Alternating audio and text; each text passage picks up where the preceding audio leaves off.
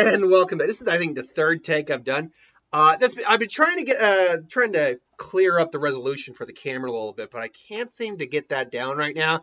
And I thought maybe it was the lighting in here, which seems it's a little bit of the lighting. You'll notice there's light here. I tried turning that light on, but all you had was a big boom, so that did not work.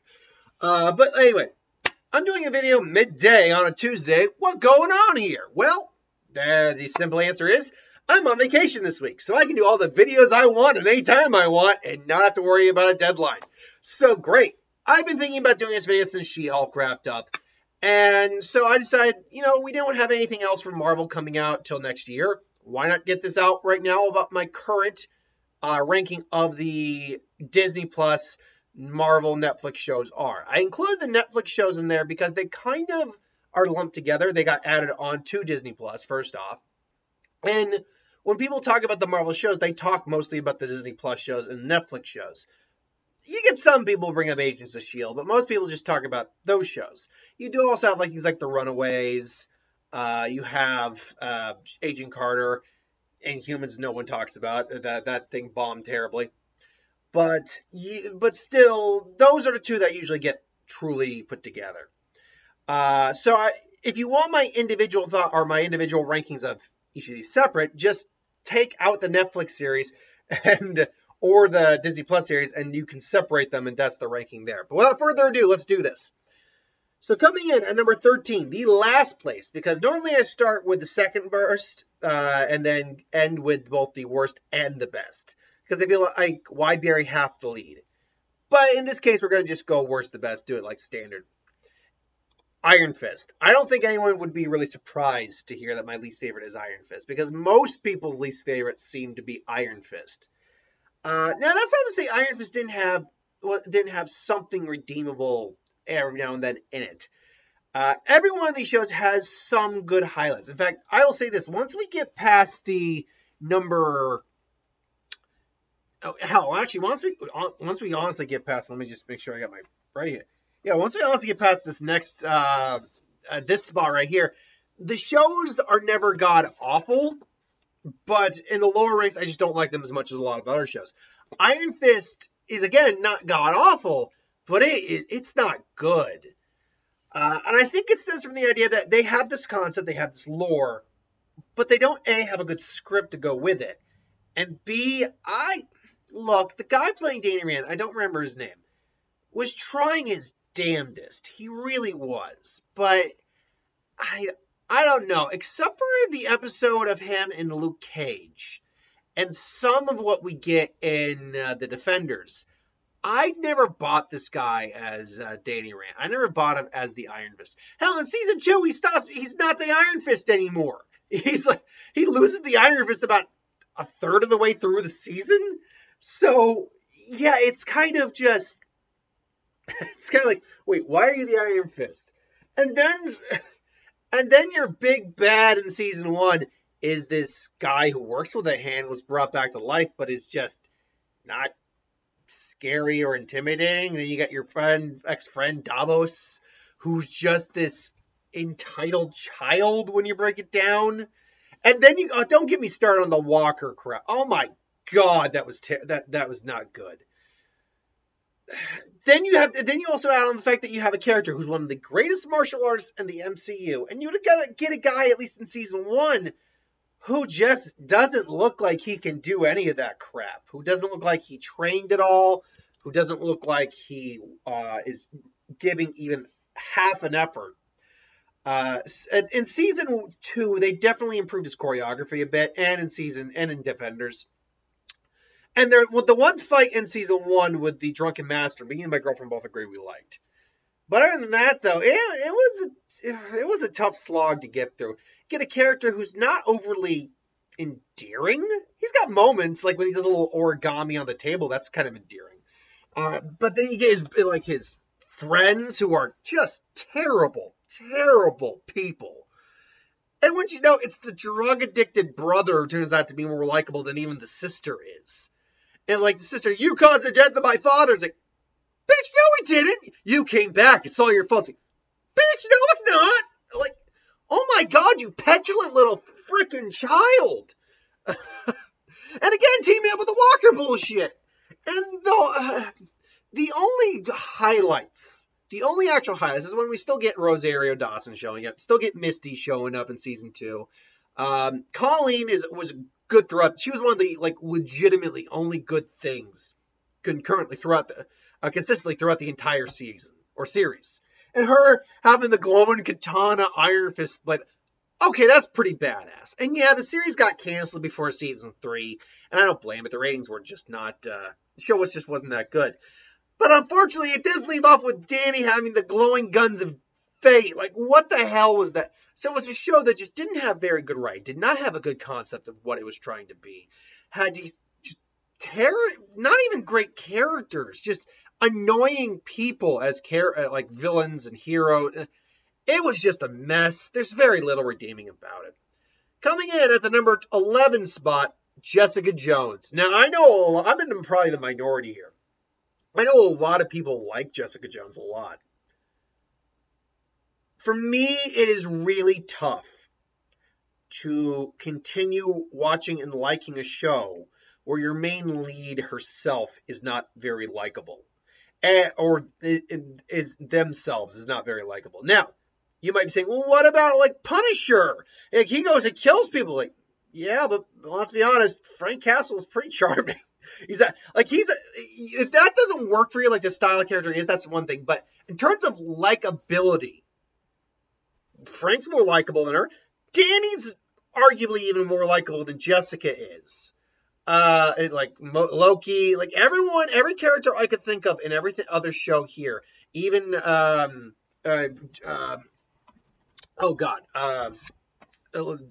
Walters. Why am I Jennifer SheHulk? She's a lot more but the reason she's less likable, but I like the show better than like her as a lead, maybe more than say Danny. It's because while Danny is maybe more likable than she is, there is a reason for her unlikability. We see her in the past in the show before the incidents, and we see that no, she actually had a much more likable personality. Now she's just bitter. Yes, we know she's an abuse victim. I get that. She was raped. I get that. I would never wish that on anyone.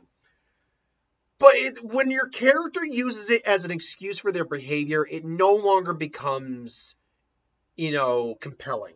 You're no longer feeling sympathy for this character. You're more looking at this character seriously, get over yourself. And you add that on to the fact that even though she's a PI, she's barely doing any of that in the series. Add on to when you really break it down, how many times does she PI, really? How many times does she take cases, and how often does that ultimately, be a crux of an episode or two?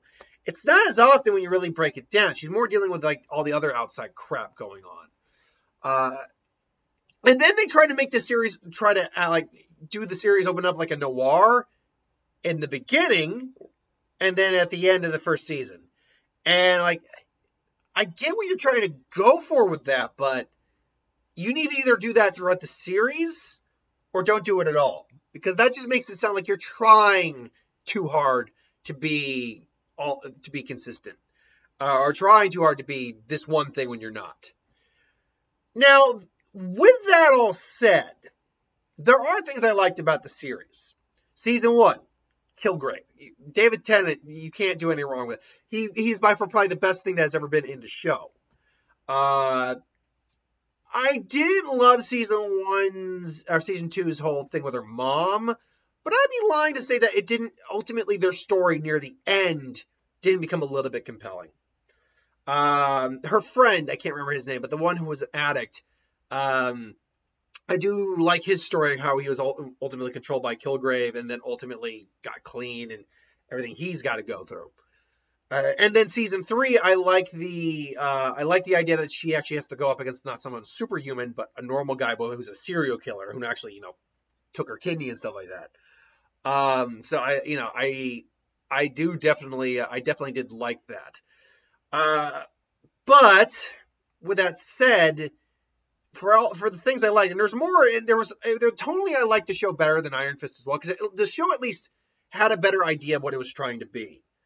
But the problem is you also gave me one of the most unlikable characters probably on this entire list of shows, all 13 shows, and frickin' Trish. Trish in season 1 is tolerable. Make the face. She's tolerable, but she's tolerable. And she's just trying to, get Jessica to maybe try to do the right thing, and she's a little jealous, sure, but whatever. Then you get into season 2, and particularly season 3. Oh man, now luckily that's the other thing I would say that I like is the fact there is a bit of a satisfying conclusion to that, because you already get a character who's not the most likable in season 1, but oh well, whatever.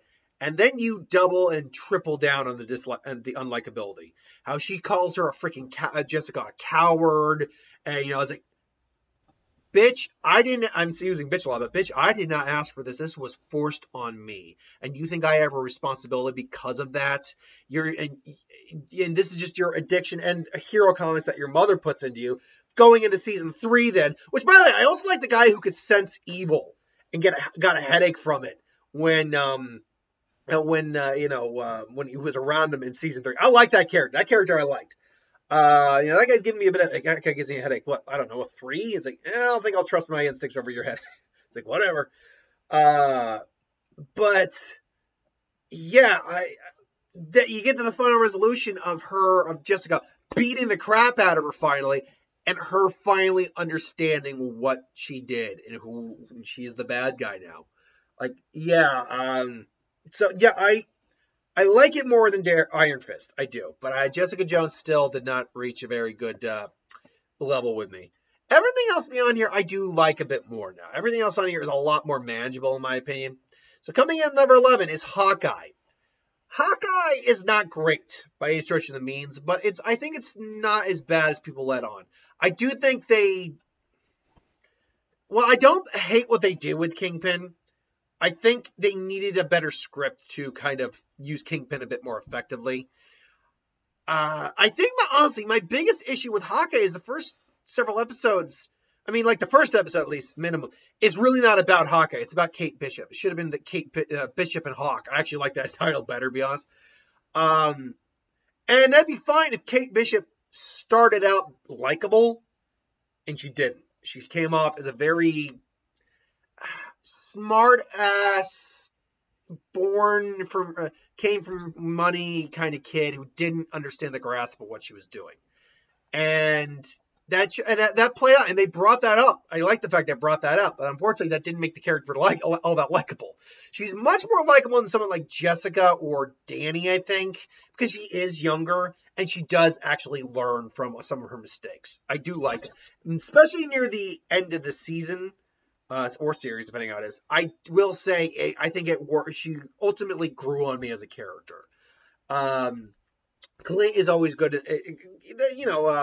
Jeremy Renner's always good as Clint. Some of the action sequences were a lot of fun. The giant Pym arrow thing, that was fun. I liked that. That was good. I think my biggest problem, again, is just character and writing. And particularly how they wrote Kingpin. Didn't hate it compared to a lot of other people, but didn't love it. Hopefully, the Daredevil series and Echo are going to do him better, which leads me to the other problem I have with this. So they're giving this Echo character a spinoff. The actress is, in fact, I believe, deaf and a legitimate amputee, if I'm not mistaken. But they didn't do anything in this series to really make me want a series, let alone like the character very much. Not to say she's like unlikable, but she's not likable either. She's just there. And I don't know. I feel like they were hoping a lot more people would be endeared to this character than they were. And from everything I've heard from most people, they just weren't. And I wasn't either. But the show still got the show is a lot more lighthearted than some of the other things on this list. It does have a home for the holidays kind of feel. It's a Christmas themed show too, to agrees, and they still got Rogers the musical out of it. So you know what, I can live with that. So yeah, that comes in our number 11 spot. Coming in at number 10, we got The Defenders. Defenders is, I think, the perfect definition of a show that is just okay. It's just okay. And really, why it's just okay, it comes down to, A, the fact that they actually made Danny more relevant. He's the MacGuffin of the series. B, you still got Luke Cage in there, who's Mike Coulter's always great. You got Charlie Cox, who, admittedly, I don't think they quite knew what to do with him compared to someone else, or compared to someone like our main character, but he's still relevant. He's still badass. Ultimately, my problem is twofold. One, you got Sigourney Weaver and just kill her off. Like, what? Really? And now we got zombie-possessed Elektra as the villain. Okay, whatever. But again, it comes down to the fact that I don't like Jessica as a character that much. And she really feels out of place. Like, she really does not... There's no real reason for her to be in this series, apart from the fact that they needed the Defenders. And, yeah, like, she just figures out who Matt is, because she's... Matt, of course, to be fair, Matt probably should have... probably could have played that better. Like, I just played it off, like, oh, she's following me, so I'll just, whatever, play it cool. But apart from that, it's like, well, yeah, no, she figured out who he is just because he read. I didn't buy that, because I've never bought she's that good at her job. That's another problem I have with Jessica Jones as a character. I don't buy she's that good of a detective. I don't think she's a shitty detective, but I don't think she's that good either. I was like, oh, dear puppy, you okay? Do you need to go outside and make the poops?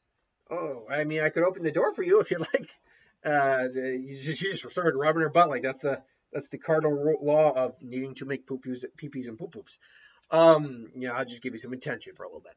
So, yeah, I didn't buy that. So she feels so out of place in this. And then the plot is like, oh, yeah, we're just going to grind dragon bones into immortal juice. Yeah, that's basically it.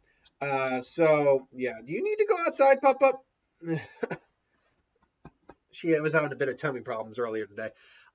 So, yeah, apart from that, though, I do like the character dynamics. I think that's really good. I did like the action sequences. I think Danny was actually fairly competent as a character in this series, although there were points where it wasn't what it was. I hated to see Stick go, but I still like seeing him in there as well. Scott Glenn, I think is his name. So, look, Defenders is, I think, the perfect definition of a show that's just okay. Speaking of which, a show that's a little bit more than okay. The most recent entry is SheHulk. SheHulk was an okay show. Some great episodes. The Daredevil episode, great. The first episode, really liked it. The finale was funny. I'll give the finale that. It was funny. The Abomination stuff I liked. But ultimately you have a show that's supposed to be built as a comedy that a lot of times I wasn't getting laughs at. And you have a character, and this, while Jennifer is far more likable than like Jessica or Danny or even Kate Bishop, in my opinion. The problem here, and I said initially, what the finale did was basically negate the entire story arc of this entire first season. But more importantly, it really makes it does not make Jennifer look good. Because I watched another video, just randomly from a YouTuber I like, and they were bringing up like, oh my God, yes, that is exactly what the problem was. And the problem ultimately I had with the show, I'll take some of the more lackluster episodes out of the equation, is the fact that Jen doesn't take responsibility for herself most of the time. She did not take responsibility for the She-Hulk name, as we saw in that one episode. She does not take responsibility for damages she does as She-Hulk. She does not take responsibility for her being a Hulk. And again, it comes down to a couple things. One, that scene where she tells Bruce, "Oh yeah, I know how to control my anger because I do it far more often than you." Like, it's all better, but like, oh my God, and like, the more I think about it, I'm like, get the hell over yourself. Like that was like the virtue signal for all the women in the world who feel like they've been dealing with a lot more than men have. And to a lot of degree, women, let's be very clear. I want to be clear about this statement. In the real world, yeah, women have dealt with probably a lot more shit than men have. I'm not really going to argue that. Now, men might be dealing with different things than women do, and vice versa. But if you're talking about discrimination, belittling, all that, I'm not going to argue that. But the problem is she used that as an excuse to make herself seem like she was better than Bruce. Nope, don't like that at all. And then later on, when she freaks out at the gala, I've seen a lot of people who react to that episode going like, yeah, no, I don't blame her. I'm like, oh my God. Like, yeah, you don't blame her, except she's a Hulk. If you lose your temper, this isn't like just maybe breaking a window.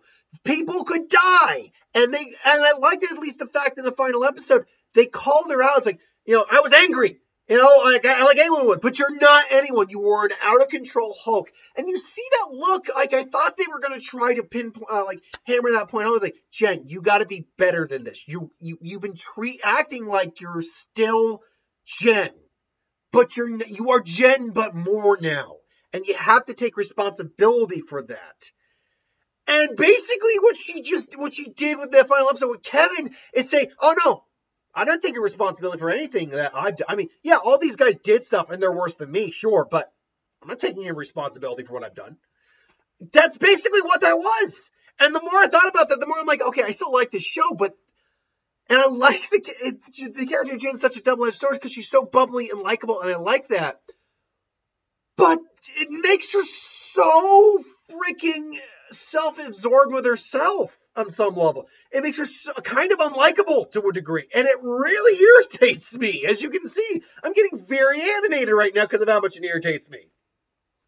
So because they kind of, I think, dropped the ball quite a bit with the Jen character and what that arc should have been, and what ultimately Jen as a character, and ultimately just some episodes just being that wedding episode, I think, was the worst one by far. I almost think that's like a bad episode. Like, I don't know if I'd say it's a god awful episode because I still like the Mr. Immortal stuff in there and Jen is still likable, but that wedding, that was hard to deal with. Anyway, She-Hulk coming in at number 9. I think we're at right now, right? I got my list here. Yeah, She-Hulk coming in at number 9 at the 20 some odd minute mark. I've got to start speeding this up just a little bit. So coming in at the number 8 marker, Luke Cage. Luke Cage, I think, is a legitimately good show.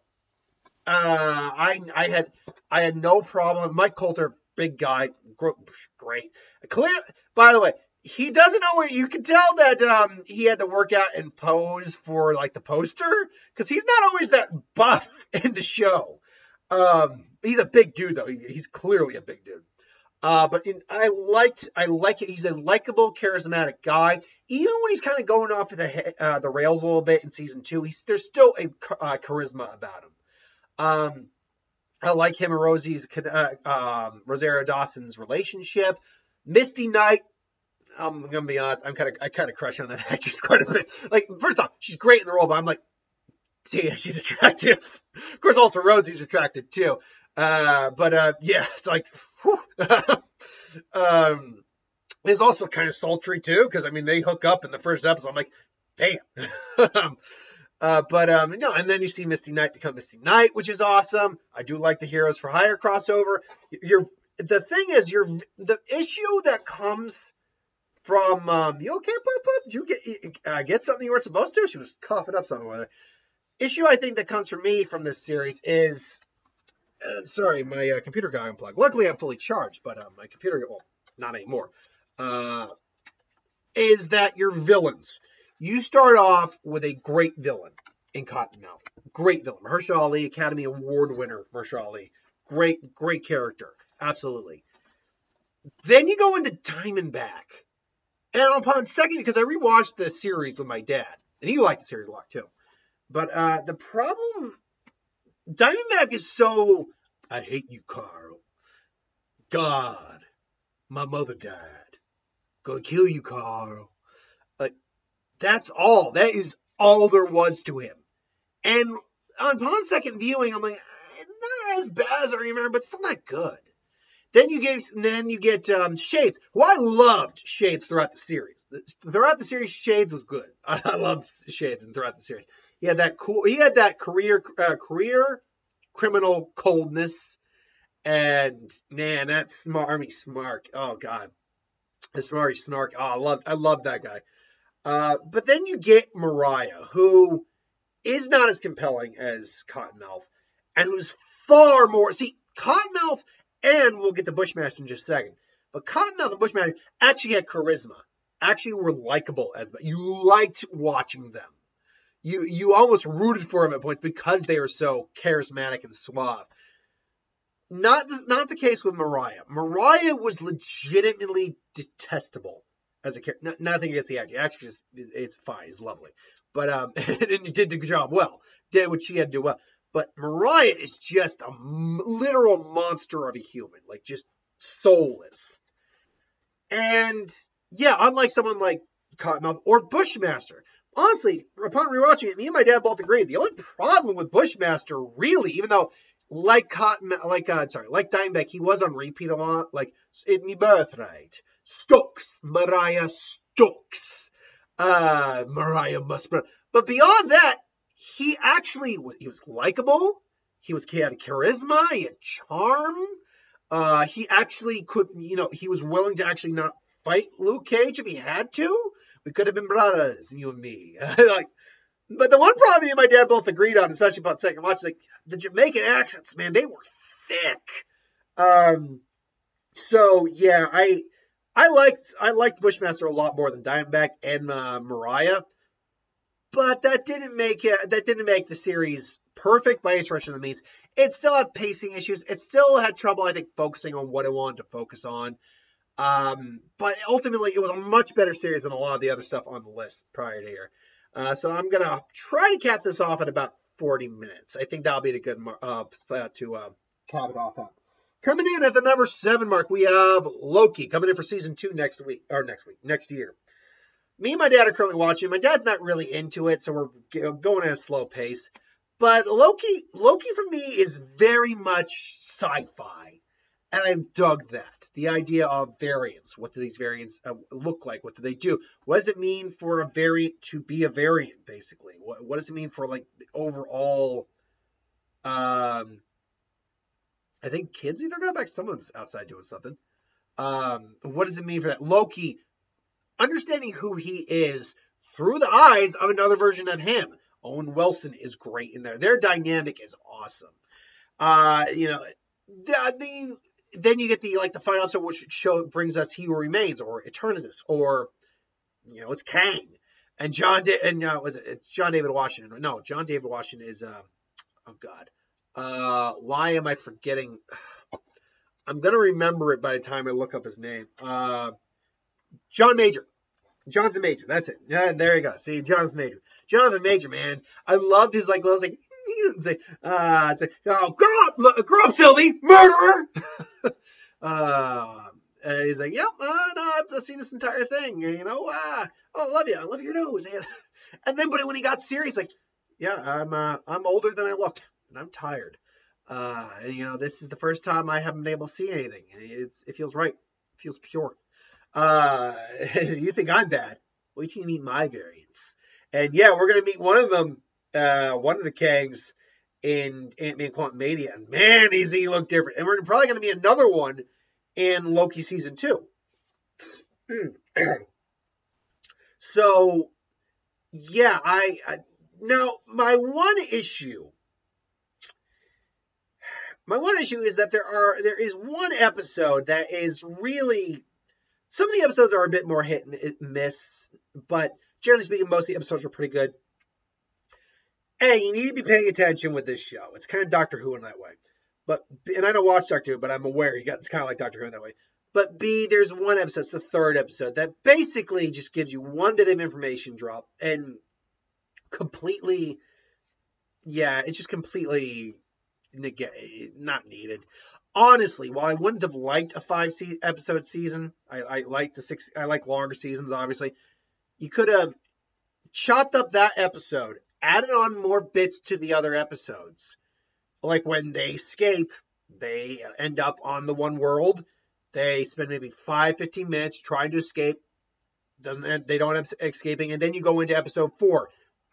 That would have worked out fine, honestly, because really it's just meandering. That's all that is. That episode is just meandering.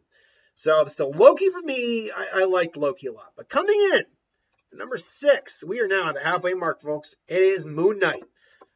So I will clarify this right now. Except for the last episode, I loved Moon Knight.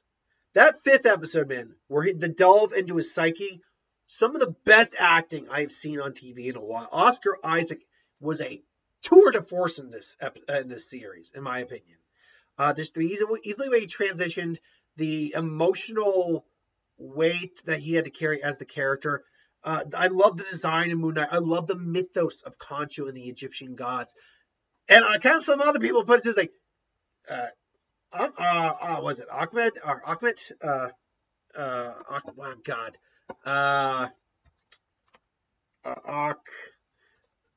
What was the Egyptian god? Amit, sorry. Amit was kind of a weird babe for some ever a humanoid crocodile. Like, it's weird. Maybe it was the voice. I think it was partly the voice. Like, is it weird that I'm kind of attracted to that crocodile right now? But no, I mean, like, the action when we got it was fantastic. That first real fight scene we got in the series was really cool. Where Moon Knight is like, "Well, Steven, what's this? You come in, yeah, ceremonial suit of Khonshu. What's this Psycho Colonel Sanders stuff?" Vote like a butterfly, sting like a bee. My name's Steven with a V.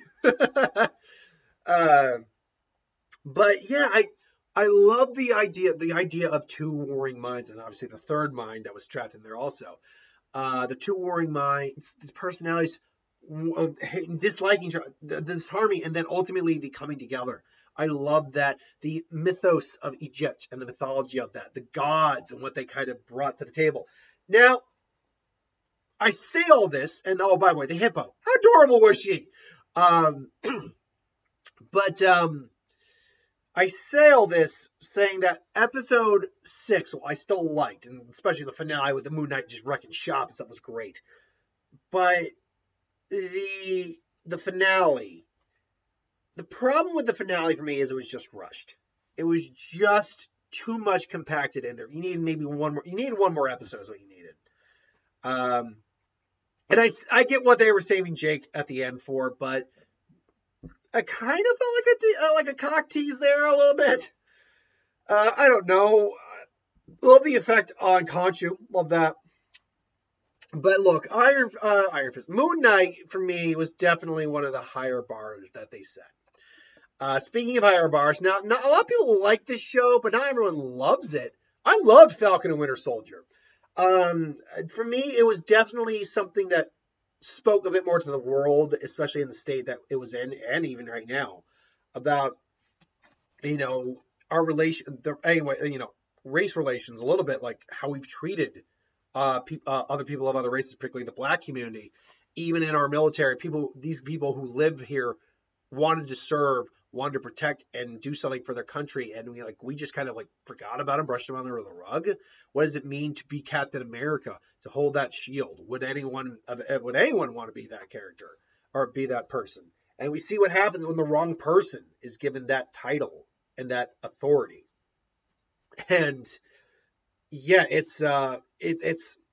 I love the buddy cop dynamic with Bucky and Sam.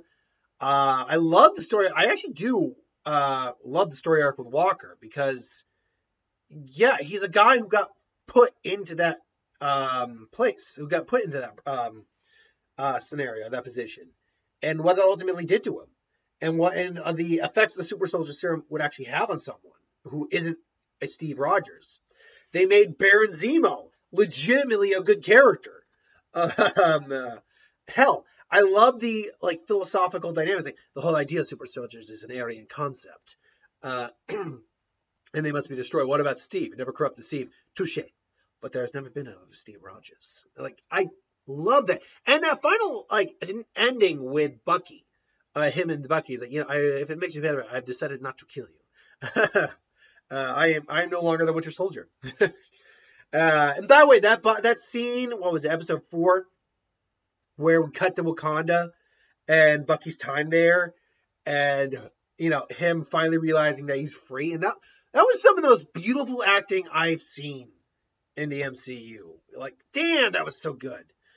And then that final episode where Sam comes in as Captain America. You think getting the Wakandans to make you a suit, you make the whole thing like out of a vibranium mesh or something. But whatever. Maybe it is, by the way. We don't know. We never saw it take any hits. But that speech he ultimately gives. I'm a black man wearing the stars and stripes. I know exactly what it's like. Yeah, like, and then the whole Isaiah Bradley thing. Like, damn, it's just so good. My one big issue with the series, and it is my big issue, is that, hey, first off, you have like 3-4 different villains going on. You got Power Broker, you got Carter. I don't know.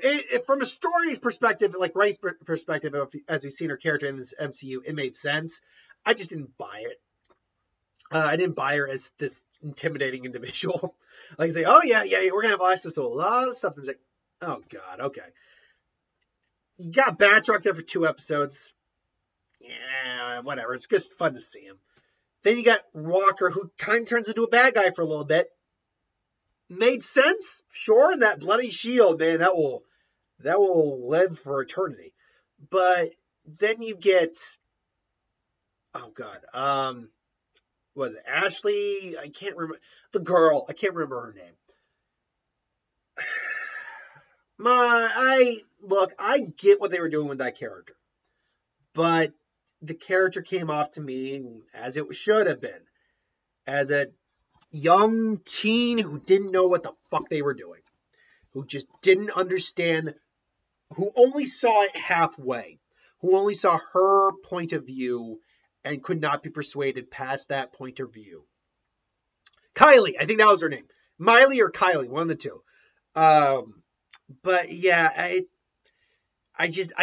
she ultimately didn't, and her ending, like the way she ended, it was sad. And, I like the whole idea of him as an angel bringing her body down, but it didn't work for me. I think it just comes from the idea of this is a young kid who ultimately is killing people and just thinking it's the right thing to do when she's only one half of the coin. And yeah, for me, Falcon Winter Soldier is great, but it just came in a little too short. Coming in number 4, we have Ms. Marvel, one of the most recent ones. Ms. Marvel, just a joy, just a wonderful show. It's just so joyous and heartfelt, and it's a story about family and this girl, coming to grips with her place as a hero, if she can be a hero, where her powers come from. This idolization of Captain Marvel, and there we go. Oh, I had something caught in my throat there. The idealization of Captain Marvel and like trying to aspire to that instead of just being her relationship with her friends. It's just an enjoyable show. It really is. And it hurts me to only put it at number 4. There's 3 shows I think that are better. But again, it comes down to the fact that I think of all the rushed series seasons, TV show finales, this one felt the least rushed. It did feel the most compact, but it still felt like they spent a lot of time in one place and should have spent more time somewhere else. Also adding on to the fact that Kamala, well, as lovable and likable as she is, the character is still a kid, and she is making some bad choices sometimes. Not telling people who need to be told. The whole idea, there's one scene that solidifies my feelings towards this concept, is that, you're going to need, when Bruno tells you, you're going to need like energy equivalent to like the sun.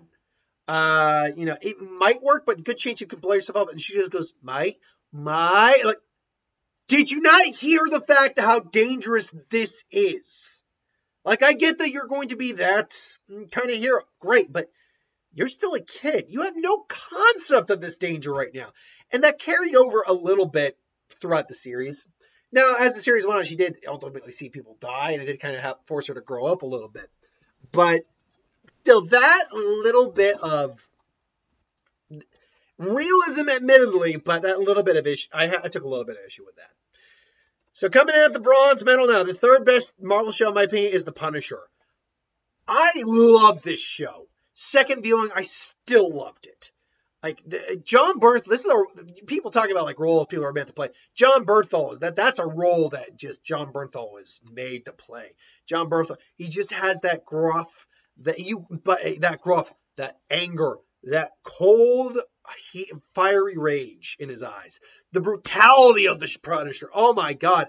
But at the same time, they're still able to make legitimately good commentary, which is great, which is impressive.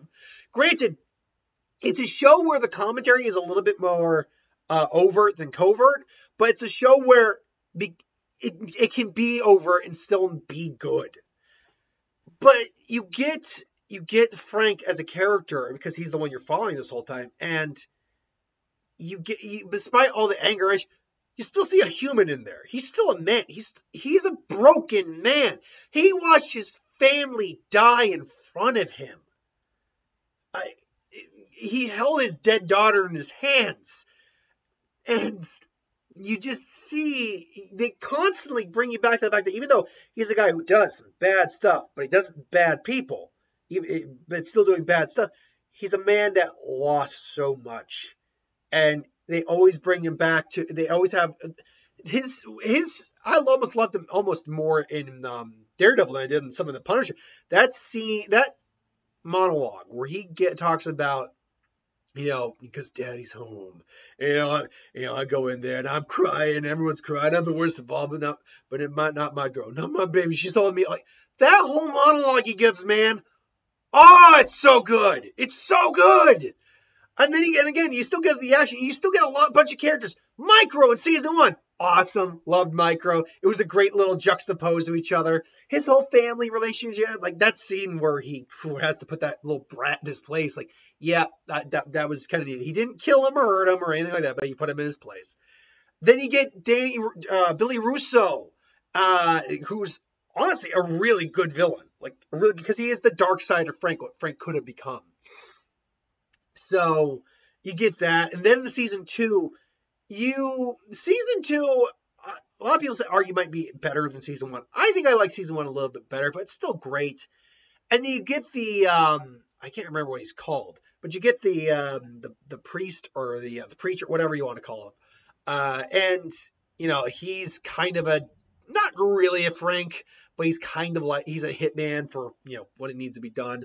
And the story of the girl, that might be one of the few things I don't like in the series, at least initially, is the girl in season 2. But that's only to start out with. She grows on you pretty quick. A few episodes in. Madani is another character who you like, but at the same time, you're like, Madani, get over yourself.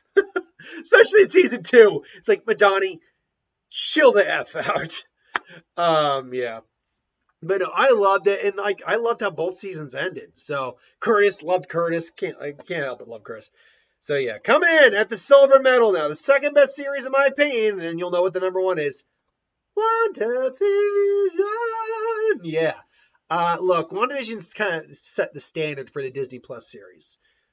It was unique. It was a unique concept. It was funny. It was whimsical. It was horrifying.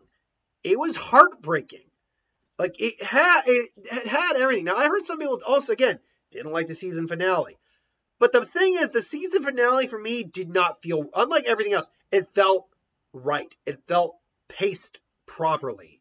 It did not feel like that you were trying to cram everything in there. No, because you had 9 episodes of a series to build up to it. And Elizabeth Olsen and Paul Bettany, man, they were on fire. Agatha, Catherine Hahn, another one who's like, oof, I got the feels for Catherine Hahn. It's like, Miss Hahn, I'll be your boy toy. It's like, yeah, like that, the line of the year, man. What is grief if not love persevering? That is one of the most beautiful sentiments and true sentiments there is in life, I think. It's one of the only shows that actually gave a legitimate life lesson to the audience. Like legitimately. So I loved WandaVision. But enough said, we're almost at the fourth. I went over the time on this, but whatever. You know what it is. It's Daredevil. Daredevil as a series is the best thing Marvel has ever done. Period. As a series, mind you, is the best thing Marvel's ever done. Charlie Cox, Vincent D'Onofrio in the role he was born to play. Like we said, there are some actors that are almost born to play roles. Vincent D'Onofrio as Wilson Fisk was one of those roles.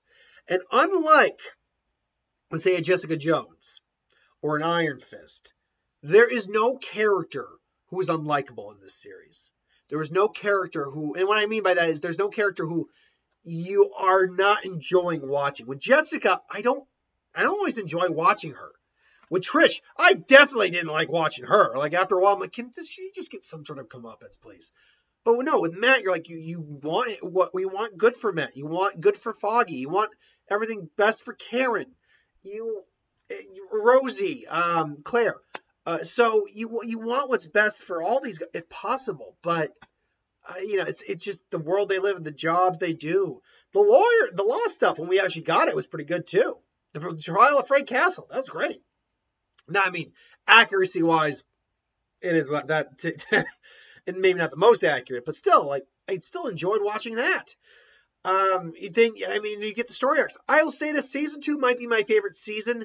The Hand, though, isn't the most compelling of villains, but season 2 had the Punisher, it had Elektra, it had more of Stick. And while the Hand was maybe not a very effective villain, they were still pretty entertaining. Season 3 though was really good. Season 1 though, that's like the OG season. And I am in the minority here with maybe some people, maybe not the minority, but I like the red suit better than the black suit. I will also say I think I like the red suit better than the gold suit in She-Hulk. But the gold suit I think still looks good. They instead of going with a straight, bright yellow, went more like a mustard yellow. So, or mustard gold, if you will. But no, Daredevil, man. And then every season you got the hallway fight. They even did a little nod to that in She-Hulk. So, yeah, I love this series, man. It's dark. I'm not saying everything needs to be dark, but the tone fit well with Daredevil. It really did. So, I loved this series. I really did. And to me, it is the best of the Disney Plus Netflix shows. So at almost 50 minutes, what do you think? How would you rank the Disney Plus Netflix shows? Let me know in the comments below. Until then, thanks for watching though. Hope you enjoyed. Like, comment, share, subscribe, and I'll see you folks next time.